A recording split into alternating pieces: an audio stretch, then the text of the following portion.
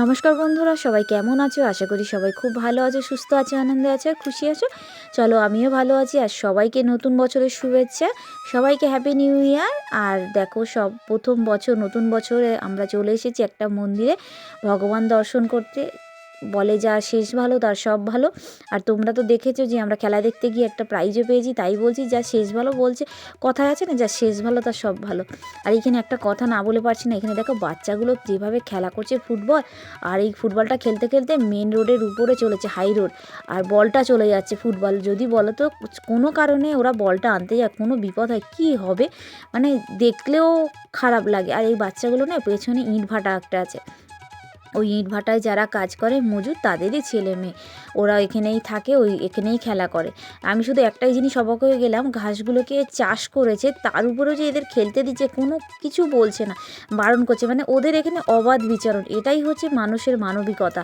মানে কি বলো তো, বাচ্চাদের মধ্যেই বলে না ভগবান, বা সবারই জন্যে এটা ওদের মানে একদম পুরো ওপেন, কোনো এটা কারোর দান নয়, কিছু নয়। ইটভাটার মালিক যে, উনি এইটা নিজের থেকে তৈরি করেছে। এত সুন্দর মন্দিরটা, তোমরা তো বাইরে থেকে তোমাদের দেখালাম যে কত সুন্দর চূড়াগুলো করেছে, মন্দিরটাকে করেছে, ভেতরটাও খুব সুন্দর করেছে। আর সব থেকে মন্দিরের আসল রূপটা তো সন্ধ্যার পরে দেখা যায়, যখন লাইট জ্বলে তো এত অসাধারণ লাগে। চারিদিকে এত সুন্দর লাইটগুলো, প্রত্যেকটা রং আলাদা, কালার আলাদা, মনে হয় যেন জ্বলছে, মন্দিরটা যেন হাসছে, ডাকছে।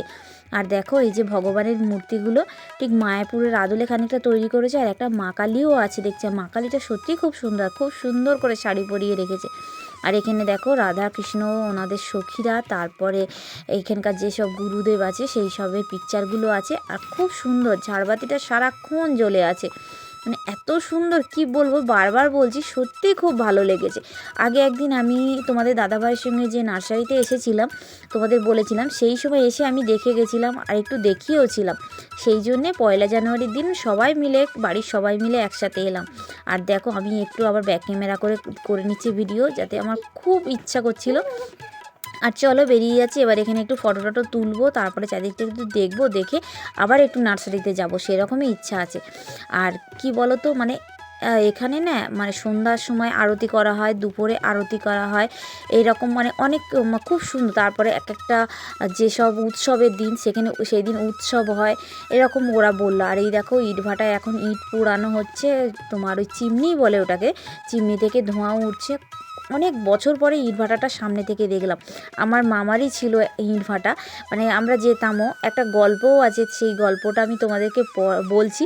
মানে আমার নিজের মামারই ছিল সেই ইটভাটা। আর কি বলো, ইটভাটা থাকলে কি হয়, মাটি এনে রাখতে হয়, তো সেই মাটিটা অনেক উঁচু হয়ে যায়। আর একজন এসেছিল, মানে একটা স্বামী স্ত্রী এসেছিলো, তারা নতুন বিয়ে হয়েছিল, তা মামা গল্প করছিল, বলছে তারা নাকি এসে বলছে দেখো কত বড় পাহাড়, আমরা পাহাড়ে গিয়ে ছবি তুলি। মানে এমনভাবে তাদের রিয়াকশানটা ছিল যেন কখনো পাহাড় চোখে দেখেনি, ওটাই ওদের কাছে পাহাড় মনে হয়েছিল। মানে সেটাই এখন ভাবি যে হ্যাঁ, যারা কখনো পাহাড়ে যায়নি তাদের কাছে ওইটুকু মাটির টিলাটাও পাহাড় মনে হয়। সেখানে এসেই নাকি তারা প্রচুর ছবি তুলেছিল, মানে অনেক ছবি টবি ক্যামেরায়। আর তখনকার সময় ক্যামেরাই ছিল, তখন এইসব ফোন ছিল না, আমার অনেক ছোটোবেলাকার কথা বলছি। আর চলো, বলতে বলতে দেখো নার্সারিতে, সেই নার্সারিতে চলে এসেছি।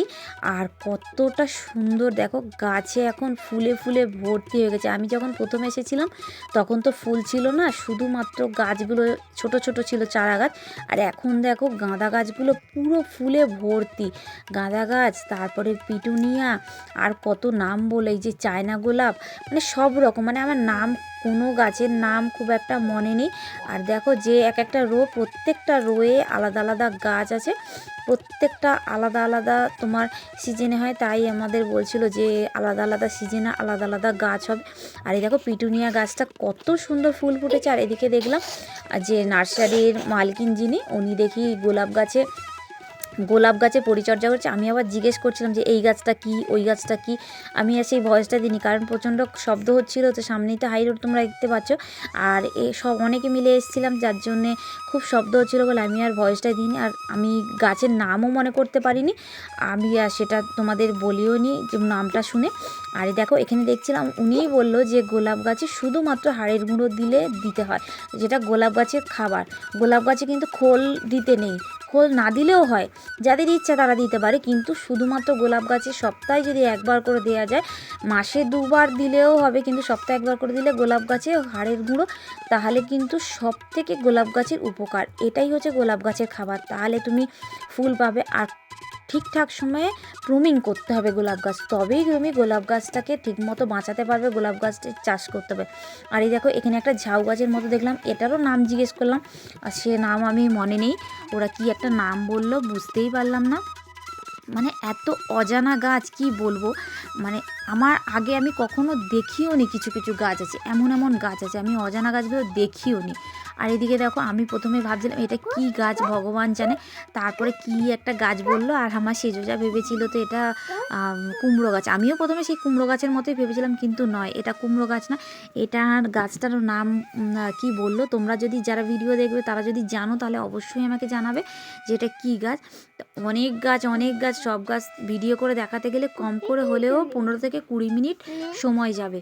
আর এদিকে দেখো কামিনী ফুলের গাছ, যে মিনি কামিনী, যেটা ছোট ছোট কামিনী, সেইটা। আর আমার মানু তো সামনে থেকে হেঁটে চলে যাচ্ছে, ওরই একদম পুরো ব্যাপার স্যাপার আলাদা। আর দেখো সন্ধ্যার পরে কতটা সুন্দর লাগছে মন্দিরটা।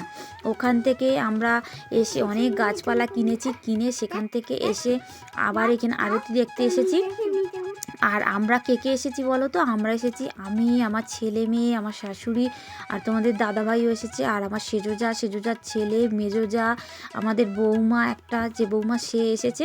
আর দেখো আলো জ্বালানোর পরে কতটা সুন্দর লাগছে, মানে বলছি না মন্দিরটা যেন প্রাণ ফিরে পেয়েছে সন্ধ্যার পরে। আর এখন আরতি হচ্ছে, মানে শঙ্খধ্বনি, তারপরে কীর্তন হচ্ছে, করতাল বাজাচ্ছে, খোল বাজাচ্ছে, ঘন্টা বাজাচ্ছে, মানে একটা যেন অন্যরকম জগৎ তৈরি হয় একটা ঠাকুর মন্দির। আর দেখো আগে আরতিটা পঞ্চবদ্বীপে আরতি করেছিল, সেইটা আবার আমরা তাপ নিলাম। আর এই যে তুলসী দেবীকে ঘিরে যে কীর্তন করছে, সেখানেও আমরা একটু অংশগ্রহণ করলাম। কি বলো তো, কিছু পুণ্য না করতে পারি, এইটুকু তো যে আমরা একটু ভগবানের নাম করছি, সারাদিনে তো আমাদের এইটুকু মনে থাকে না যে আমরা একটু ভগবানের নাম করি। যেখানে যাই সেইটুকুনি যদি একবার অন্তত ভগবানের নাম করি, তাহলে আমরা বাঙালি, আমাদের এইটুকুনি বিশ্বাস যে ভগবানই আছে, ভগবান অবশ্যই আছে। সেই জন্যে ভগবানের নাম যদি একবার কোনো কিছু করি, যেন আমাদের অনেক পাপ খণ্ডন হয়ে যায়। আর কতটা আলো দেখেছো, সব রকম লাল, নীল, হলুদ, সবুজ, গোলাপি, মানে এই রকমের মানে আলো হলো, মানে আলোটা জ্বলছে। আর এদিকে দেখো এরা রাত্রেবেলাও শুরু করে দিয়েছে, আমার ছেলে আর সেজোজার ছেলে আর আমার মেয়ে দেখো ঘাসের উপর গড়াগড়ি খাচ্ছে। তা চলো ভিডিওটা কেমন লাগলো অবশ্যই আমাকে জানাবে, আসবো অন্য ভিডিও নিয়ে, ততক্ষণের জন্য সবাইকে টাটা।